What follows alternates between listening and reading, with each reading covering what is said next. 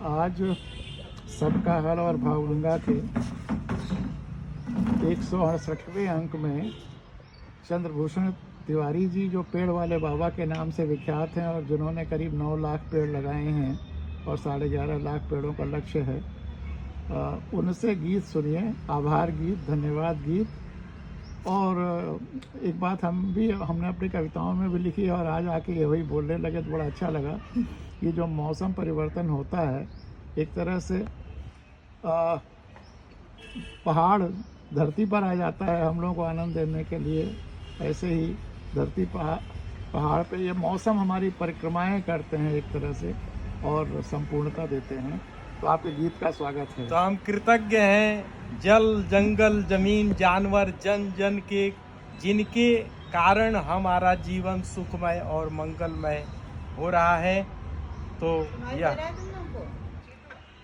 धन्यवाद है ईश्वर का जो सबका आधार है, धन्यवाद धरती माता का जिस पर सबका भार है, धन्यवाद उन पेड़ पौधों के शुद्ध हवा फल देते हैं, धन्यवाद वह ऊंचे पर्वत सबको जीवन देते हैं, धन्यवाद उन नदियों को जल अमृत पिलाया है, धन्यवाद उन सूरज चांद को जो सबको जीवन देते हैं, धन्यवाद उन पूर्वजों को सुंदर धरती उपहार दिए, धन्यवाद उन लोगों को जो भाषाओं के ज्ञान दिए, धन्यवाद उन लोगों को जो अन्न फल उपजाते हैं, धन्यवाद उन लोगों को जो सबकी जान बचाते हैं, धन्यवाद उन लोगों को जो सबको गले लगाते हैं। सबका मंगल हो, सबका कल्याण हो, सभी सुखी हो, सभी स्वस्थ हो। और अब चूंकि आपके गीतों का सिलसिला चालू हो गया, तो आप किस भाव से पौधों को लोगों को देते हैं वह भी बता दीजिए हमारे लाखों श्रोताओं को जो पूरी दुनिया में इस प्रोग्राम को देखते हैं और देख रहे हैं। देखिए, यह पूरी सृष्टि जो है संबंध पे आधारित है। बहुत बढ़िया। इस बात को हम समझ गए हैं। तो हम और सबको समझना चाहिए, सबको समझना चाहिए। और तो संबंध है, बनाना नहीं है।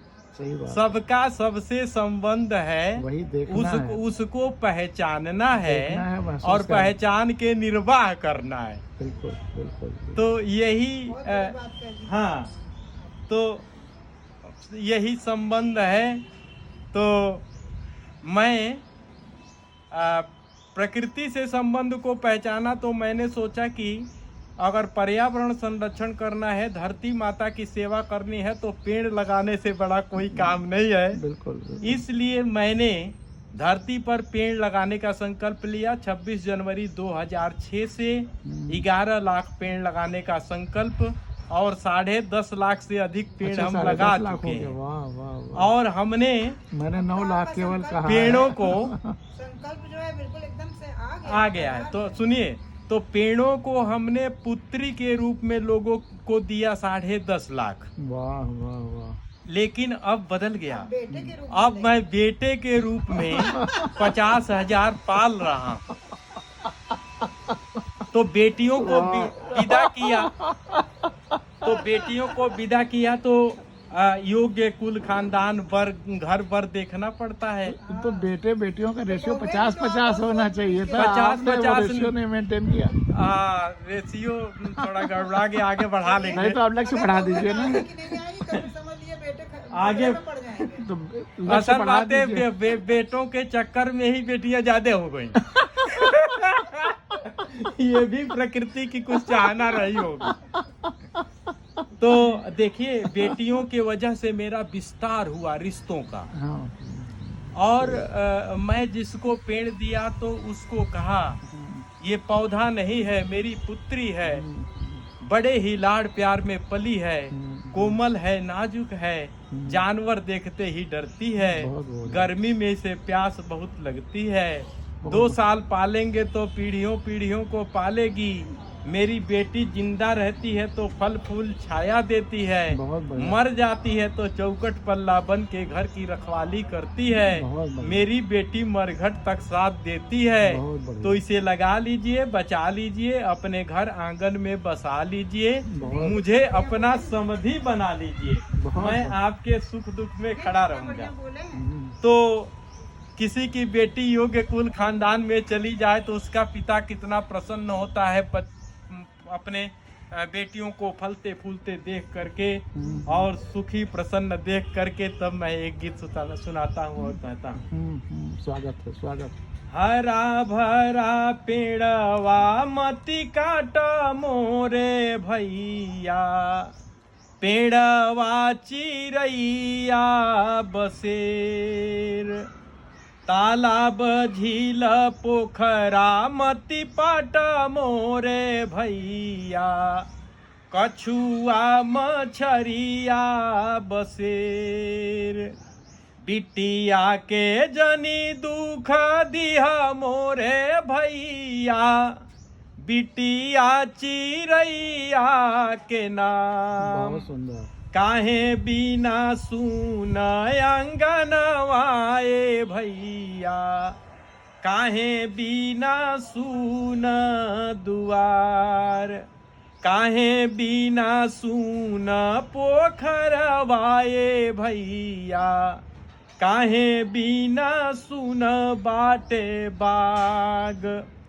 बेटी बिना सुन अंगनवाए भैया, बेटा बिना सुन दुआर, हंस बिना सुन पोखरवाए भैया, कोयलरी बिना सुन बाटे बाग, उमड़ी झूमड़ी बाबा तुलसी लगावे, निमिया लगावे अकेल, जे कर तुलसी होते ले जई है, रही जई है अमावा अकेल, रही जई है अमावा अकेल।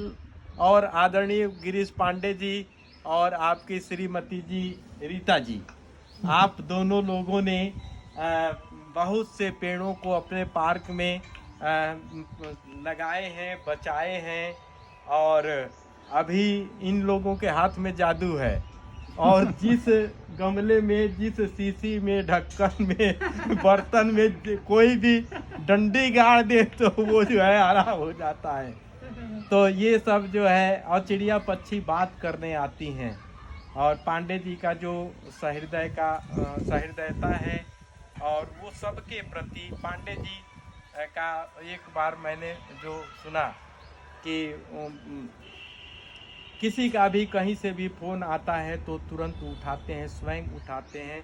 ये बड़ी घटना है, लोग जो है उसको समझें न समझें, लेकिन पांडे जी जल जंगल जमीन जानवर जन जन का विकास हो और उसकी समृद्धि हो, वो स्वस्थ हो, वो सुखी हो, वो सहृदय हो, वो सबका संबंधी हो, इसी भावना को व्यक्त करते रहते हैं अपने इस भाव गंगा के माध्यम से।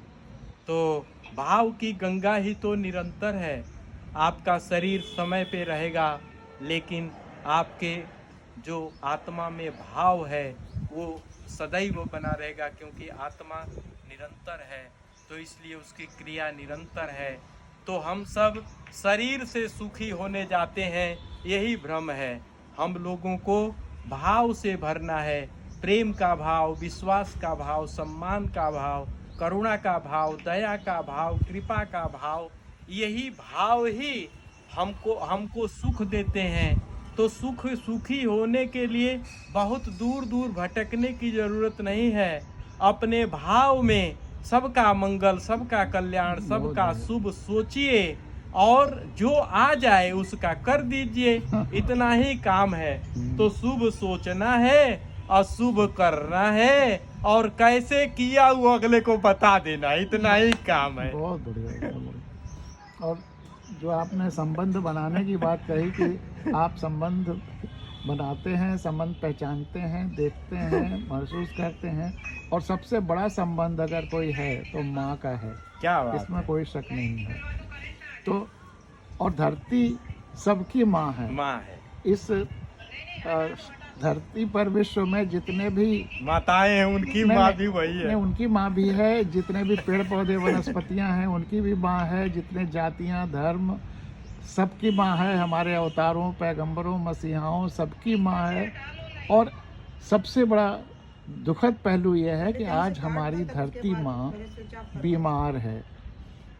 अभी आज मैं अखबार में पढ़ रहा था कि 1.5 डिग्री टेम्परेचर इस साल बढ़ गया है जो पूरे धरती का। तो धरती माँ को बुखार है और डिहाइड्रेशन है। आप बचपन याद करिए, पेड़ पानी कितने नीचे रहता था, 20 फीट 25 फीट, आज 250 फीट 300 फीट हो गया है। तो धरती माँ बीमार है, इसको बुखार है और डिहाइड्रेशन है, बहुत ज़्यादा डिहाइड्रेशन है। अगर ये डिहाइड्रेशन और ये सब इसी रफ्तार से बढ़ता रहा तो अगले 10 20 30 साल में धरती माँ डिहाइड्रेशन और इसकी वजह से वेंटिलेटर पे चली जाएगी, फिर वापस स्वस्थ होना मुश्किल हो जाएगा। और धरती केवल हम ही सबकी माँ नहीं है, जो लड़ने वाले देश हैं इस सारे देशों में रहने वालों की माँ है, मानव की माँ है। तो ये तो शरीर के एक अंग दूसरे अंग पे रहने वाले बाल एक दूसरे से लड़ने लगे, उसी तरह से लोगों की लड़ाई है। इसी तरह से धर्मों के लिए लड़ते हैं, जितने धर्म हैं, जितने उनके जो प्रेता अवतार पैगंबर मसीहा रहे हैं उनकी भी माँ है, वो मर मरा गए। और हमारी धरती माँ, उनकी माँ अभी जिंदा है। तो जो नहीं है उसके लिए लड़ते हैं और जो है उसको बीमार करते हैं, जो सबकी माँ है। तो इसलिए सबसे ज़्यादा ज़रूरत, जो आपने कहा कि पेड़ लगाना ही पूजा है, वास्तव में इस धरती पर इस समय सबसे ज़रूरी काम एक ही काम है, धरती माँ को बचाना और धरती माँ को पूजना। और धरती माँ को कोई आरती दिखा करके या मूर्ति बना करके नहीं, बस पेड़ लगाना ही धरती माँ की पूजा, पेड़ लगाना और उसको सींचना, यही धरती माँ की बड़ा पूजा, करना, यही धरती माँ की पूजा है। इसी से बारिश भी ठीक होगी, डिहाइड्रेशन भी कम होगा। और दूसरा इसी से जुड़ा हुआ है कि नदियों को गहरा करना है। जब भी नदी के पास जाएं, इतना तो कर ही सकते हैं चिड़िया की तरह से, जैसे कहीं आग लगी थी तो चिड़िया एक चोंच में पानी ला के डाल रही थी।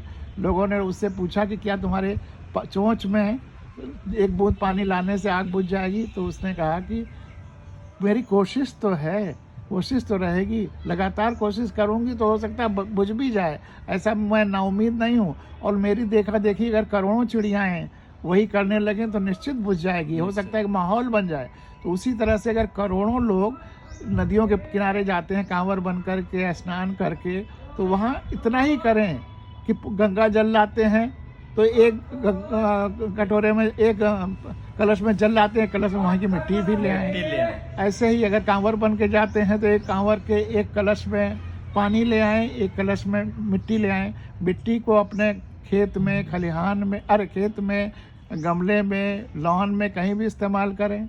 और पानी यथावत चाहे रखने के लिए या शिव को चढ़ाने के लिए जहाँ भी इस्तेमाल करें। तो ये महायज्ञ बहुत ज़रूरी है नदियों को बचाने के लिए कि जब भी नदी के पास जाएं तो वहाँ एक कलश मिट्टी ज़रूर लाएं। नदियाँ इससे गहरी होंगी अगर करोड़ों लोग यही करेंगे, और ये अद्भुत धरती फिर स्वस्थ होने लगेगी निश्चित। और ये जो गंगा जल लेकर के शिव पर चढ़ाने की प्रथा थी वो इसी अर्थ वो में थी। यहाँ आ जाइए जरा, हमारा दोनों आपका साथ साथ चेहरा भी दिखे तो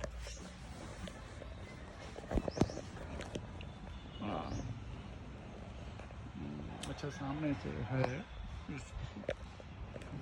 चलिए ऐसे कर लेते हैं।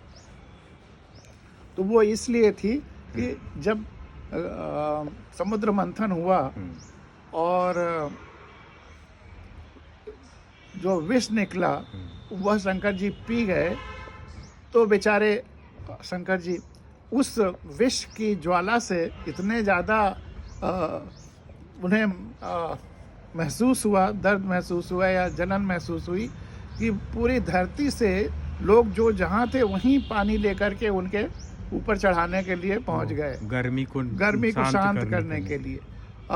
नदियों से, यहाँ से, वहाँ से जहाँ लोग से जा भी जा जल करके पाए। शिव को चढ़ाने लगे। भगवान शंकर ने अपने उस ज्वाला को तो शांत कर लिया, अपने गले में स्थापित कर लिया उस विष को, और अब वो मस्त हैं। लेकिन नदियाँ आज विष से दुखी हैं। सोचिए क्या हाल है, हमने नदियों क्या हाल का डाला है। तमाम इधर उधर के कचरे, गंदगी सब बह बह करके इतना ज़्यादा विष नदियों में फैल गया है कि वहाँ के जानवर समाप्त होते जा रहे हैं। एक तो छिछली हो गई। वैसे हमारे हिमालय से आने वाली नदियों में अधिकांश में खुद के शुद्धिकरण का एक तरह से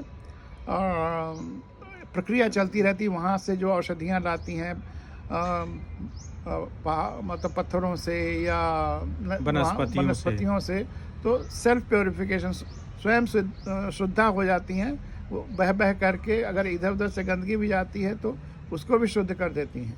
लेकिन जब बहुत छिछली हो जाती है, अपना पानी बरसात का रुकता ही नहीं है, सब समुद्र में चला जाता है, तो वह स्वयं शुद्धा नहीं रह पाती हैं और इधर उधर गंदगी से विषैली हो जा रही हैं। तो इसलिए एक तो पेड़ बचाने के लिए जो तिवारी जी कर रहे हैं, पेड़ लगाना धरती की पूजा है, और दूसरा उसी पूजा का दूसरा अंग है कि हम नदियों को गहरा करें ताकि जो प्राकृतिक शुद्ध जल है वह बचा रहे। और जहाँ आप हैं वहाँ के तालाब, झील, पोखरे, कुएं और उसको गहरे करें, उसको बचाएं और उसमें पानी इधर उधर का चला जाए उसका यत्न करें।